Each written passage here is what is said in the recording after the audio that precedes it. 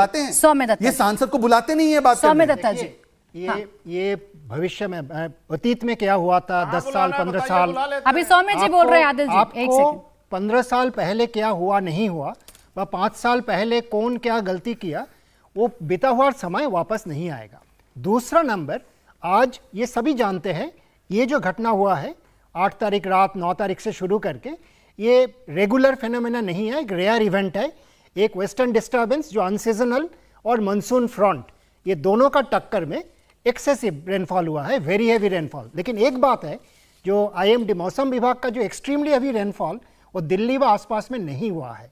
यदि वो होता तो क्या हालत होता आप समझ लीजिए। लेकिन आपको अभी इससे सभी पार्टी, जिनको भी, सिर्फ दिल्ली नहीं, सिर्फ दिल्ली तो डूबा नहीं है, गांधीनगर भी डूबा हुआ था और भी बहुत सारा डूबा हुआ था, तो सभी को ये ध्यान देना चाहिए कि आने वाले समय में, क्योंकि एक चीज, इस पर्टिकुलर घटना सिर्फ क्लाइमेट चेंज से नहीं हुआ है, लेकिन क्लाइमेट चेंज का जो प्रेडिक्शन है, जो फोरकास्ट है, ऐसे घटना भविष्य में बढ़ेगा जो आने वाले 30 सालों में, क्योंकि कोई भी शहर या कोई भी एरिया का प्लानिंग में 20-25 साल उसको इम्प्लीमेंटेशन में समय लगता है। तो आने वाले 27 सालों में 2050 तक इस ढंग का भारी बारिश और फ्लडिंग का घटनाएं 2.5 से 3.5 गुना बढ़ेगा। ये क्लाइमेट साइंस का प्रोजेक्शन है। उसको देखते हुए, और ये सिर्फ आईपीसीसी का नहीं है, भारत का अपना भूविज्ञान मंत्रालय का Indian institute of tropical metrology का जो रिपोर्ट है जो 2020 में रिलीज हुआ था, उसमें डिटेल्ड मैपिंग हुआ है।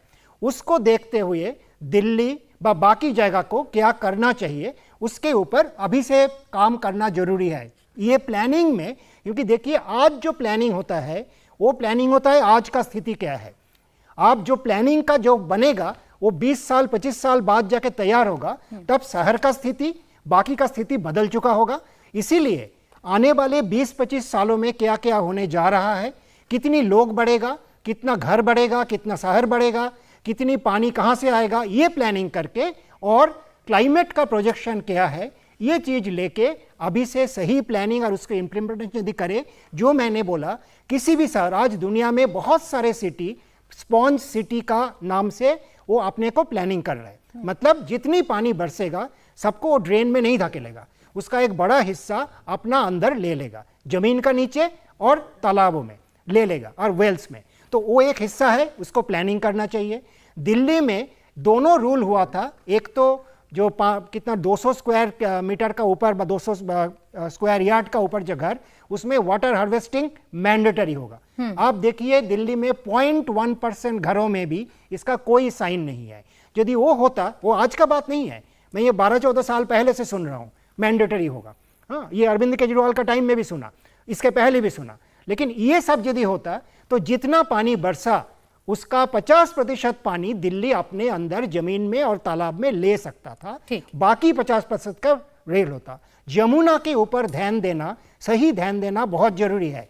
यमुना के ऊपर एक तो एनक्रोचमेंट बड़े स्केल में, ऑफिशियल एनक्रोचमेंट, बड़े बड़े इंस्टीट्यूट के एनक्रोचमेंट, छोटे एनक्रोचमेंट, ये ध्यान देना पड़ेगा। यमुना का डिसिल्टिंग, ड्रेजिंग करके यमुना का डेप्थ बढ़ाना पड़ेगा, ताकि अनयूजुअल रेनफॉल के टाइम यमुना कैरी कर पाए। और जो लास्ट पॉइंट, किसी भी बड़ा शहर बिना पब्लिक पार्टिसिपेशन इस ढंग का लार्ज स्केल में चेंज नहीं कर सकते, लोगों को रेजिस्टेंस होगा। इसीलिए पहले से जो पब्लिक पार्टिसिपेशन का मैकेनिज्म तैयार कीजिए, किसी भी एरिया, बड़े एरिया लेके वहां का इस ढंग का मैकेनिज्म लोगों को भरोसा में लीजिए, लोगों के सामने प्लान रखिए, पार्टिसिपेटरी प्लानिंग कीजिए, उसके आधार पर आप लॉन्ग टर्म प्लानिंग कीजिए। क्योंकि लास्ट पॉइंट ये मैंने बोलूंगा, ये घटना 2023 का जुलाई अंत नहीं है, हर साल नहीं होगा तो 2-3 साल बाद इस ढंग का बड़ा बारिश आएगा, इस ढंग का जल जमाव आपने जितने सुझाव दिए हैं आदिल खान जी, आप चूंकि आप सरकार में हैं तो आपसे ही ये सवाल लिया जाएगा, जितने भी सुझाव सौम्य दत्ता जी ने दिए हैं, क्या एक भी सुझाव पर आपकी सरकार ने अभी तक अमल किया है, इस दिशा में कदम उठाए हैं, या अभी जो सुझाव दिए गए हैं सौम्य दत्ता की तरफ से, आगे आप इनके लिए क्या करेंगे? इतना बता दीजिए सर, क्योंकि सॉल्यूशन चाहती है अब दिल्ली की जनता। देखिए प्राची जी, डॉक्टर सौम्या जी ने बहुत शानदार बात कही है और मुझे लगता है कि बहुत सारे विषयों पर हमारी सरकार काम कर रही है और हम लोग एमसीडी में भी आए हैं। एमसीडी के अंदर भी हम अच्छा काम कर रहे हैं। निश्चित तौर पर हम इस सारे चीज़ों को जो उन्होंने बताया, चूंकि वो एक्सपर्ट हैं और बहुत सालों से काम कर रहे हैं, हम उस पर अमल करेंगे। लेकिन मैं सिर्फ एक चीज़ ये कहना चाहता हूं कि दिल्ली की जनता देख रही है कि जब दिल्ली के ऊपर बाढ़ का संकट है, दिल्ली परेशान है, दिल्ली के लोग परेशान हैं, उस वक्त लोग, उनकी लोकप्रिय सरकार अरविंद केजरीवाल जी के सारे मंत्री, सारे विधायक, सारे अधिकारी सड़कों पर हैं, परंतु भारतीय जनता पार्टी के लोग इस अवसर, इस आपदा में भी अवसर तलाश कर गंती राजनीति कर रहे हैं, जो मुझे लगता है निहायत ही शर्मनाक है। भारतीय जनता पार्टी के सांसदों को भी आना चाहिए, दिल्ली के लोगों के साथ खड़े होना चाहिए और सबको मिलकर अपनी दिल्ली को इस आपदा के समय बचाने का वक्त है। और मैं दिल्ली के लोगों को आपके चैनल के माध्यम से आश्वस्त करना चाहता हूं कि अरविंद केजरीवाल जी की सरकार, अरविंद केजरीवाल जी के मंत्री, विधायक और उनके सारे लोग सड़कों पर हैं, किसी को परेशान ये होने फर्क की कर जरूरत लीजिए नहीं कि है। देखिए ये हम तो लोग पार्टी का लगातार प्रोग्राम सब पर नहीं नजर चल रहा बनाए हुए है, हैं। ये चर्चा चल रही है जिसमें आदिल खान को स्पेसिफिकली ये बताना है कि उन्होंने और उनकी सरकार ने क्या कदम उठाए। वाटर हार्वेस्टिंग का जिक्र शहजाद भी कर रहे थे, सौम्य दत्ता जी भी कर रहे थे। इस दिशा में आपने कितना सुनिश्चित करवाया कि ये होना चाहिए? यमुना को लेकर आपने बहुत बड़े बड़े दावे किए थे, आपने बहुत बड़ी बड़ी बातें कही थी, वो आपने कितने हद तक पूरी कर दी आप ये बता दीजिए। 6 महीने में आपने एमसीडी में ऐसे क्या बदलाव कर दिए जिससे दिल्ली सुधरी? पानी तो अभी भी उतना है, अभी भी बसें डूब रही हैं, अभी भी ऑटो डूब रहे हैं।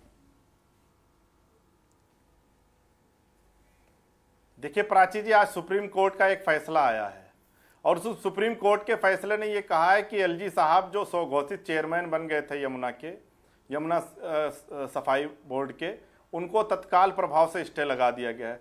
तो दिल्ली के अंदर भारतीय जनता पार्टी की सरकार जिस तरीके से दिल्ली वालों के काम को रोक रही है, मुझे लगता है कि ये निहायत ही शर्मनाक है। आप दिल्ली सरकार के साथ, जो डॉक्टर साहब ने काम दिल्ली बताया, सरकार के साथ आप जो जोड़ देते हैं ना आदिल खान जी, एक मजबूरी जोड़ देते हैं। सवाल उस पर है, कब तक आप मजबूरी जोड़ना जोड़ते पड़ेगा। पहले पोल्यूशन को लेकर आपसे सवाल पूछा जाता था तो आप पंजाब पर दोष मरते थे, अब तो पंजाब में भी आपकी सरकार है, अब तो पंजाब में भी आपकी सरकार है। खैर मैं जवाब ले लूं अब आदिल जी, क्यों नहीं बताएंगे? आदिल जी एक फाइनल कमेंट ये तो बताना ही पड़ेगा। हाँ, ये तो दिल्ली के लोगों को बताना ही बता दीजिए सर, ठीक है। अब 1 मिनट रुक जाइए। अब आपने जो बताया है मैं उस पर जरा एक जवाब ले लूं, क्योंकि आपने जिनसे सवाल पूछा है उनका जवाब भी आ जाए। शहजाद जी, दिल्ली में आप काम नहीं करने देते, दिल्ली में आपने ऐसा कर दिया है कि आदिल खान जी कितना भी भला करने की कोशिश करें, आप जरूर टांग अड़ाते हैं। तो फिर वर्ल्ड्स बेस्ट एजुकेशन मॉडल जो बना, फिर वो तो एलजी के खाते में आएगा। काम करने नहीं देते तो उसका क्रेडिट कैसे ले लेते हैं?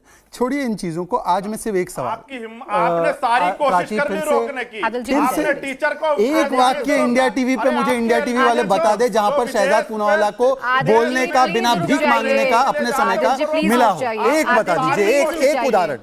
इंडिया टीवी एक उदाहरण, अभी कितने महीनों से डिबेट हो रही है, एक उदाहरण नहीं है कि 10 सेकंड में मुझे रोका ना जाए। एक सेकंड शहजाद जी। आदिल जी, अगर आप चर्चा करना चाहते हैं तो चर्चा करिए, ठीक है, बोलिए आप शहजाद, कोई नहीं बोलेगा बीच में। और इससे पहले आपको कई वाक्य बोलने दिए गए हैं, भारतीय जनता बिना पार्टी को इंटरप्शन बोलने के। का मौका मिलेगा। मैं केवल एक ही चीज, सब में हमने इनको रोक दिया।